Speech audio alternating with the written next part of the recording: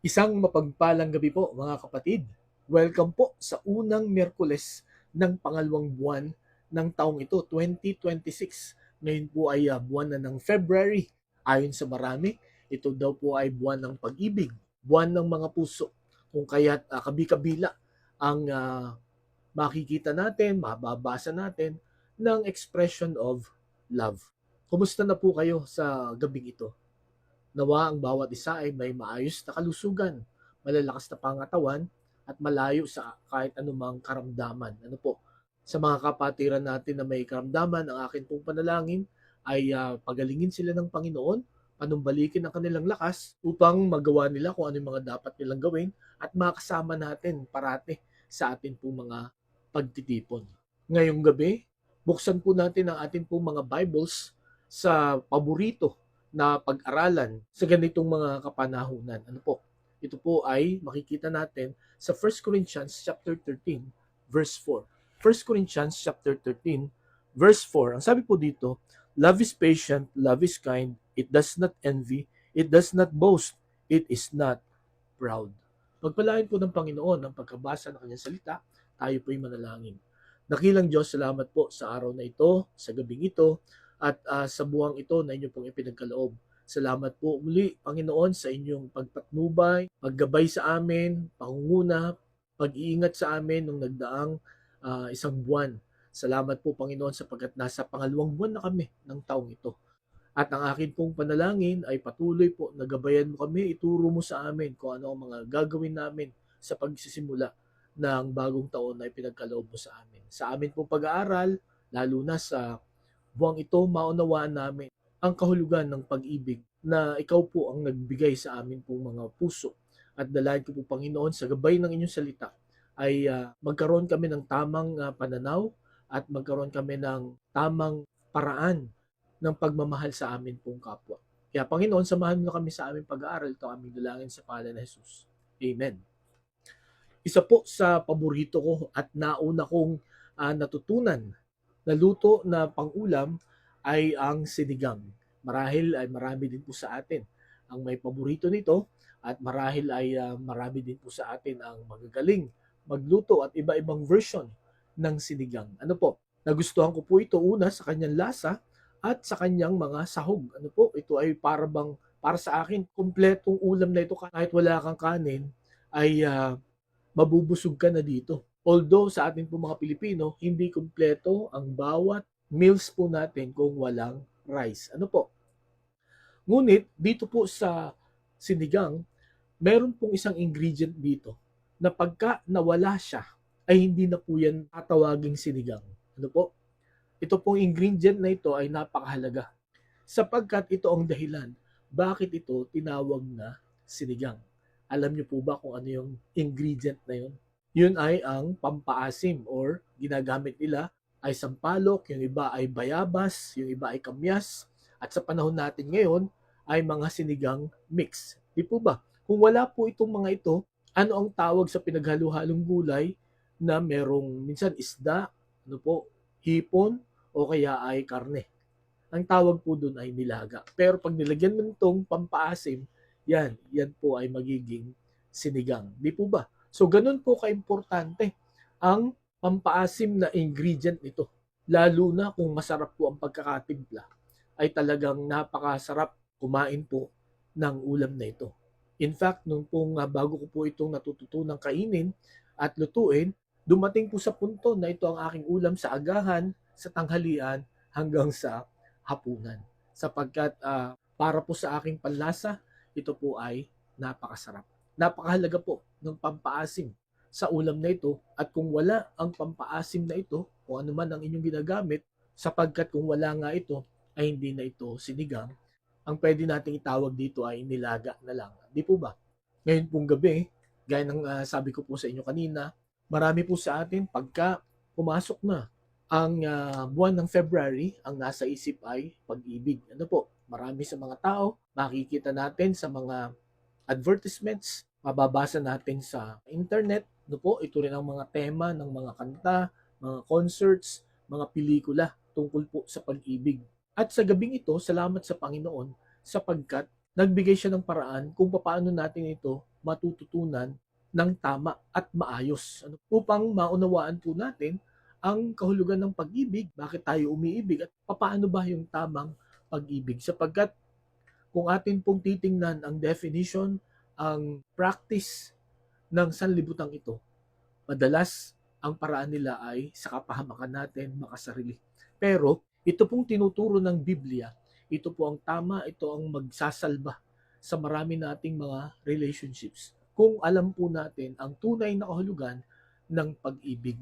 At sa isang relationship po, ang isang ingredient na hindi po dapat mawala, katulad ng sinigang, katulad ng pampaasim sa sinigang, ang kailangang hindi mawala sa isang relationship ay ang pag-ibig. Sapagkat pag nawala na daw ito, ay parang wala na ring saysay, wala na ring kahulugan, wala na ring dahilan kung bakit dapat pagpatuloy pa ang isang relationship. So ngayong gabi mga kapatid, the fact na tayo pong lahat ay meron pong mga relationships, meron pong napakahalagang na dapat nating malaman at maisagawa para maging matibay, maging matatag at pangmatagalan ang ating pong mga relationships. At yun nga po ay ang pag-ibig. At ito pong talata na atin pong pag-aaralan ngayon, ito po ay madalas binabasa pagka may kasal. Ito po ay madalas na nababasa sa mga ganitong buwan. At ito ay hindi lamang pangkabataan. Ito rin po ay dapat ding matutunan hanggang sa atin pong pagtanda. Sapagkat ang salita po ng Diyos, it is applicable and relevant to all ages. Kaya napakahalaga na matutunan natin ano ba sinasabi ng Biblia tungkol sa pag-ibig. Ngayon pong gabi, ang talatang ito na sinulat po ni Apostol Pablo sa mga taga-Korinto, sapagkat kung inyo pong pag-aaralan ang paraan ng pakikipagrelasyon ng mga Corinthian believers at saka mga Corinthian people ay talagang malayong-malayo sa nararapat, at malayong-malayo sa sinasabi ng Biblia. At yun nga, ang nakakalungkot, kahit ang mga mananampalataya sa Korinto ay merong maling pananaw pagdating po sa pag-ibig. Kung kaya't sinulat niya itong 1 Corinthians chapter 13, idinitalya niya dito kung ano ang dapat expression ng pag-ibig. Okay? So, ngayon pong gabi, pinamagatan ko po ang ating mensahe, love is patient. Love is patient. Ang pag-ibig daw po ay mapagpasensya, mapagtiis. So siguro po bago ito sa ating pandinig, ang pag-ibig ay mapagtiis o mapagpasensya. 'Di ba dapat ang pag-ibig ay masarap ang iyong nararamdaman? Dapat ang pag-ibig ay masaya ka parate? Okay. So yan po ang matututunan natin kung hindi natin pag-aaralan ang salita ng Panginoon. At yun pong pag-iisip na ang pag-ibig ay masaya parate, maligaya ka parate, magaan sa pakiramdam, kung yan po ang ating iniisip ngayon, madidisappoint po tayo. Sapagkat hindi yan ang tunay na kahulugan at expression ng pag-ibig. At ito po, sa sinabi ni Apostol Pablo, titingnan po natin bakit ang pag-ibig ay dapat pasensyoso, dapat ito ay mapagtiis, mapagtimpi. Yan po ang pag-aaralan natin ngayon. At makikita po natin na kung ito po ang gagawin natin sa ating po mga relationships, kung ganito ang expression natin ng pagmamahal sa ating pong mga karelasyon, sa ating pong mga mahal sa buhay, mas magiging maayos, mas magiging matatag, mas pangmatagalan ang ating pong ugnayan.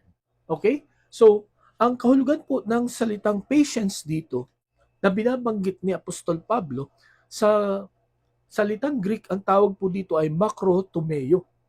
Ang ibig sabihin po nun, long-tempered, or it is the ability to suffer long under ill treatment without a desire for revenge. So yun daw ang ibig sabihin ng patience dito. Yun daw ang ibig sabihin ng love is patient. Yun daw ang ibig sabihin na pagkamahal mo ang isang tao, dapat pasensyoso ka. Ito daw ay kakayahan na magtiis, sa kabila ng masama o pangit na pagtrato sa iyo, na hindi ka nag-iisip na gumanti. Okay? May tawag tayo dyan martir, di po ba? Ngunit ito po ang literal na kahulugan ng patient dito. Love is patient. At kung mapapansin ninyo, no, itong definition na ito ni Apostol Pablo sa pag-ibig, ito yung gagawin mo sa ibang tao, hindi gagawin sa iyo, no? Sapagkat ang love dito po ipapakita ni Apostol Pablo that it is an action word, no? Ikaw dapat ang gagawa nito. So bakit kailangan maging patient ang ating pong pagmamahal, pag-ibig? Ang una, to protect the growth process, no? To protect the growth process, para protektahan yung paglago o yung proseso ng paglago. Tandaan po natin sa bawat relationship natin, ito po ay lumalago. Okay? Kahit ito ay relationship sa iyong asawa, sa iyong mga anak, or sa iyong mga magulang, sa iyong boyfriend or girlfriend, sa iyong boss, sa iyong office mates, sa iyong classmates, no?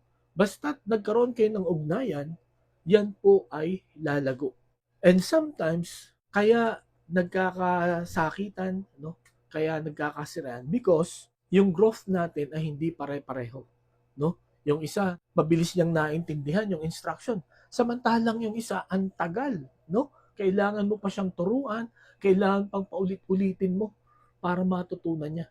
May mga ganun po, no? At kung hindi ka patient, no, na tao, ano ang mangyayari? Mag-aaway kayo, maiinis ka, no? At yun nga, ang ending ay hiwalayan kasi you are not patient. Pero kung mahal mo ang isang tao, you need to be patient. Lahat po tayo ay imperfect, no? Marami tayong mga weaknesses, marami tayong mga flaws sa ating pong buhay. Kahit na ikaw ang pinakamatalinong tao, ikaw ang pinakamabait na tao, kahit na marami kang awards na ikaw ang most outstanding, meron at meron po tayong kahinaan. At yung mga kahinaan na yun, hindi natin yan kayang pagtakpan. Darating at darating ang panahon, yan po ay lalabas. At yun nga po, pag lumabas yun, no, lalo na sa karelasyon mo, kaya mo bang tanggapin? Kaya dito po papasok ito, pangangailangan na ang pag-ibig ay pasensyoso or matiisin. Dahil when love is patient, no, you will protect the growth process, no? Mauunawaan mo na matututunan niya rin 'yan. Ikaw din, marirealize mo na matututunan ko din 'yan. No, darating din ako diyan sa stage na 'yan. Kasi nga dapat maisip natin na lahat po tayo ay imperfect. Lahat po tayo ay may kahinaan, no? At kung lahat ng tao na nagmamahal, kung lahat ng tao na minamahal natin at yung nagmamahal sa atin, tayo po ay pasyensyoso, no, matiisin, what do you think will happen, no, sa atin po mga relationships? Di po ba mag-i-improve, no? Lalo na pagka na-realize nung minamahal mo na, uy, napaka-pasensyoso na sa akin. Alam nyo, pagka ganun, mas magbibigay ng effort yun. Gagawa ng paraan yun para ayusin din ang kanyang buhay. Pero kung pipilitin mo siya, no, na dapat maging ganito ka, dapat sa ganitong taon, ganito ka na, nakakairita po yun, no? Nakakainis po yung ganun.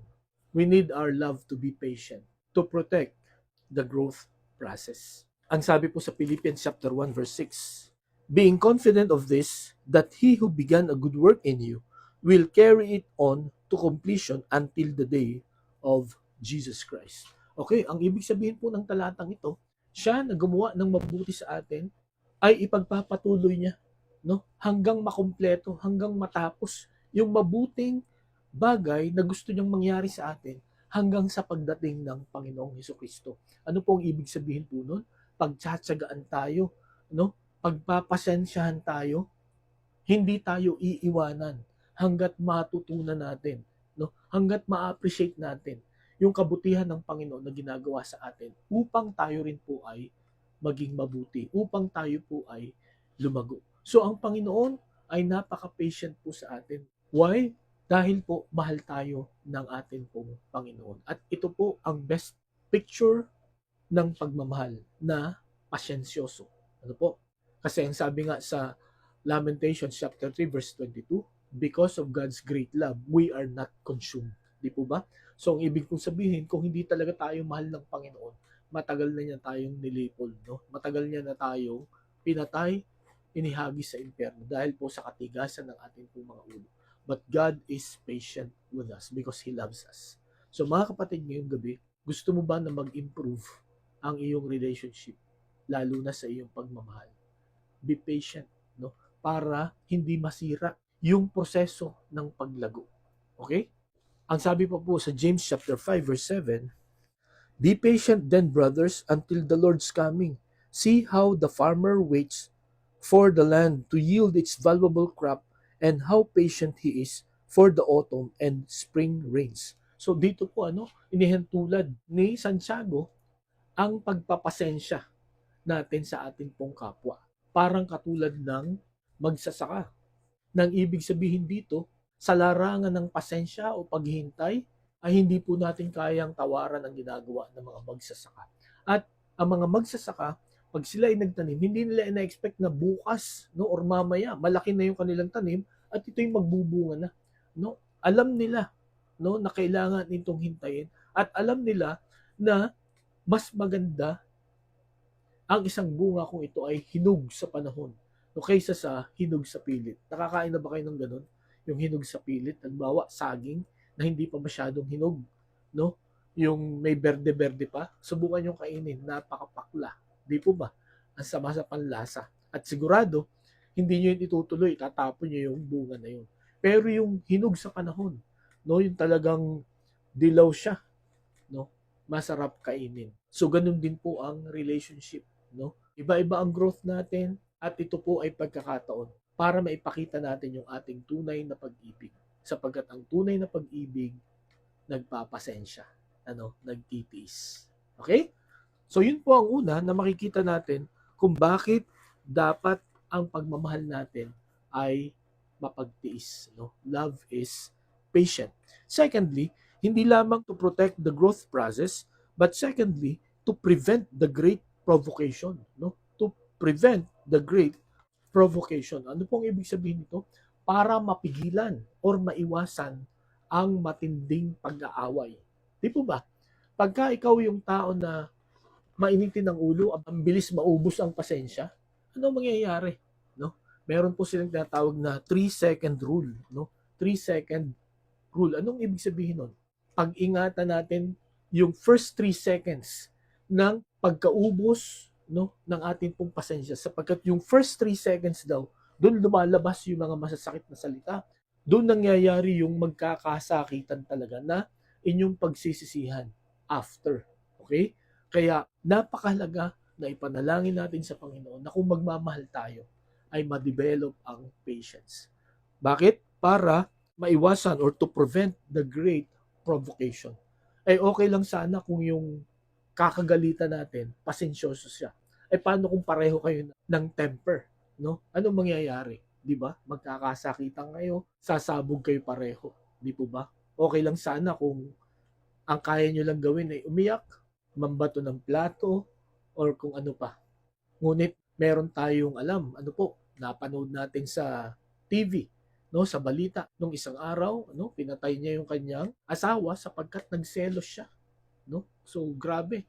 May ganung mga tao na hindi kayang kontrolin ang kanilang emosyon. Kaya napakahalaga na matutunan natin itong itinuturong ito ni Apostol Pablo patungkol sa pag-ibig. We need to be patient, no? Ang sabi po dito sa Proverbs 15:18, a hot-tempered man stirs up dissension, but a patient man calms a quarrel, no? So makita natin dito, no, yung mga mainitin ang ulo ay nagsisimula ng kaguluhan, no, ng away.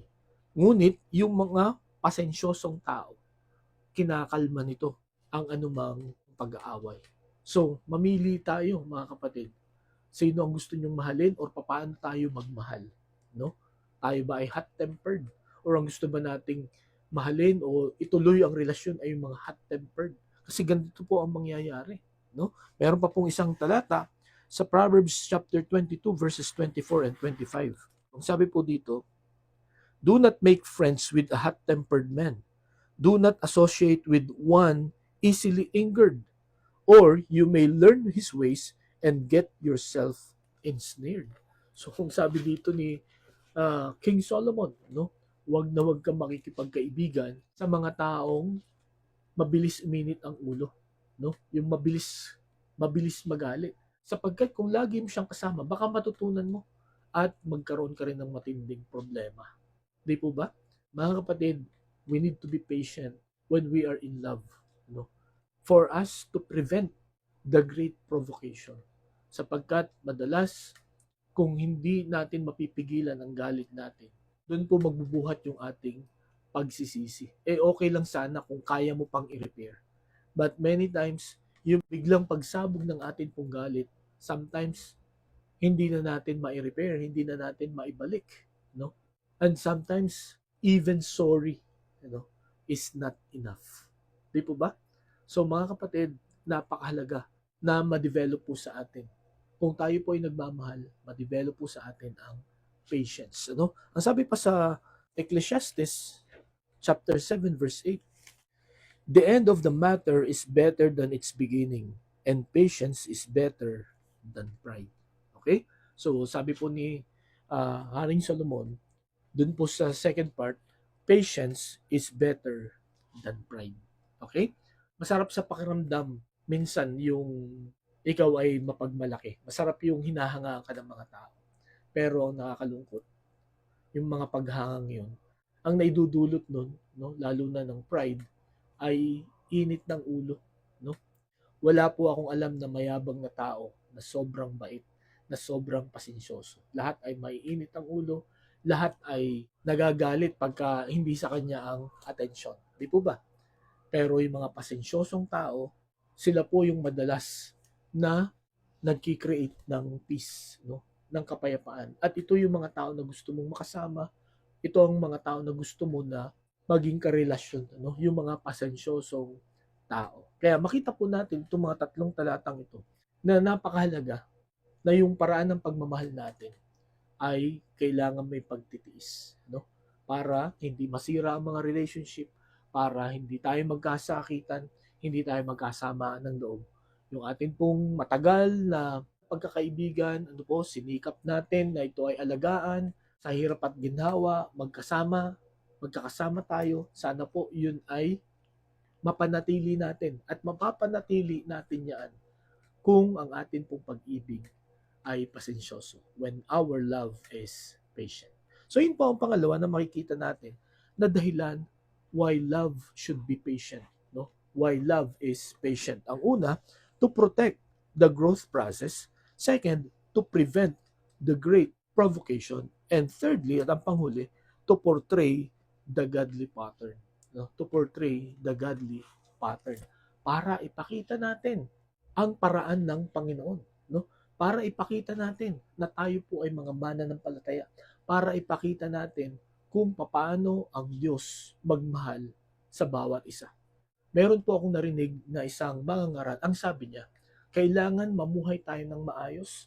Kailangan mamuhay tayo ng naaayon po sa salita ng Panginoon sapagkat may mga tao na wala silang chance na magbasa ng Bible. At ang tanging Bible na pwedeng mabasa nila, makita nila ay ang buhay mo. At ang sabi po ng isa kong article na nabasa, patience is the most visible way we demonstrate the gospel. No? Ang pagpapasensya daw, no? Ang pagtsatsaga, ang pagtitiis, ang pinaka mabisa na paraan para ipakita natin ang magandang balita sa mga tao.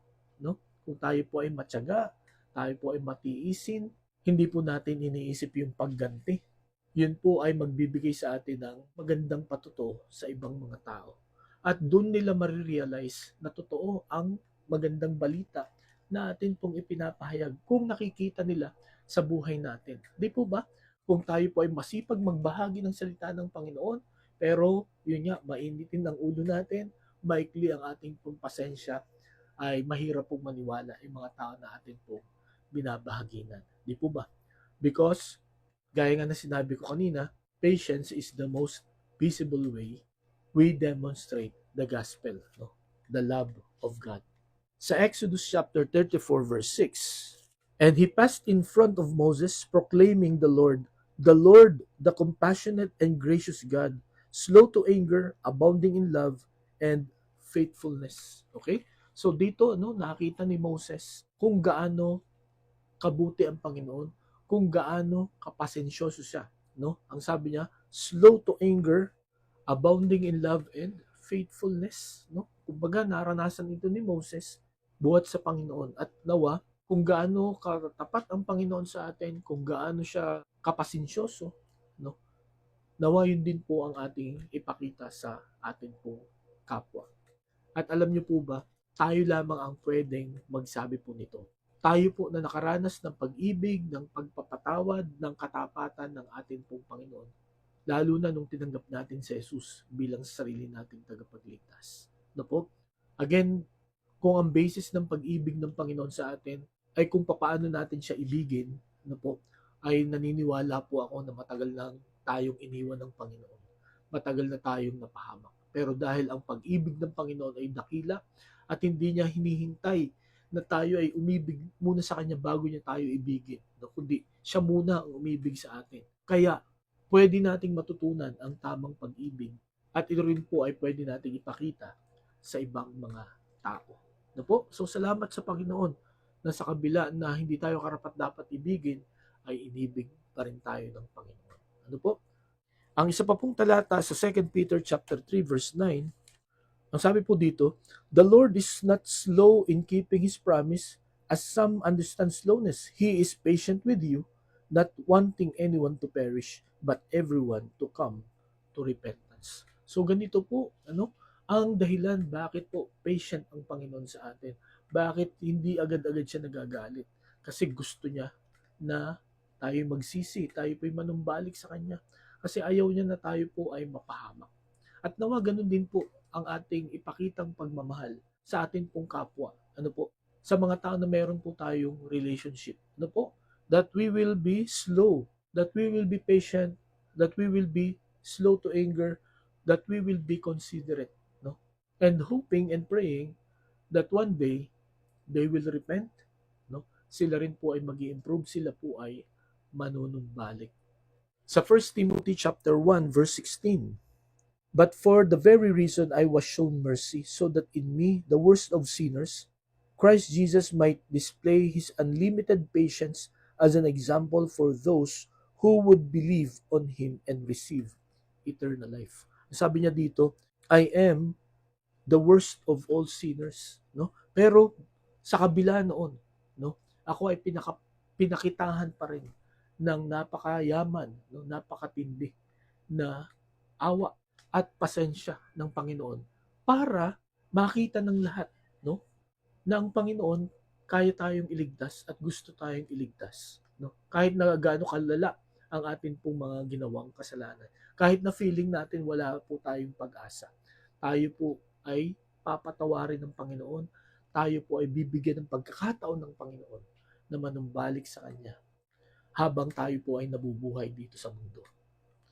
Mga kapatid, ngayong gabi, may tatlo tayong nakita na dahilan why love is patient, na itinuro po ni Apostol Pablo sa mga Corinthian believers at naniniwala po ako na ito rin po ang kailangan nating matutunan ngayon pong gabing ito at ngayong panahong ito.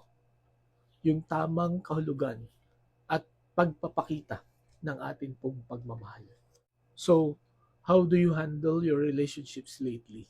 Gusto nyo ba na ma-improve yung ating pong pagmamahal? Mahalaga po ba sa inyo ang relationship na yan? Para hindi po yan masira, para manatili po ang tibay at paglago ng ating pong mga relationships. We need to be patient with them as an expression of our love. Why? Because it will protect the growth process, it will prevent the great provocation, and it will portray the godly pattern. Mga kapatid, sa biyaya po ng Panginoon at karunungan niya, nawa lahat po tayo ay matuto na ipahayag ng tama ang ating pong pagmamahal. Ang una, love is patient. Tayo po ay manalangin. Nakilang Diyos, salamat po sa gabing ito. Salamat sa inyo pong katuruan na pinaalaala sa amin. Madaming beses namin itong narinig.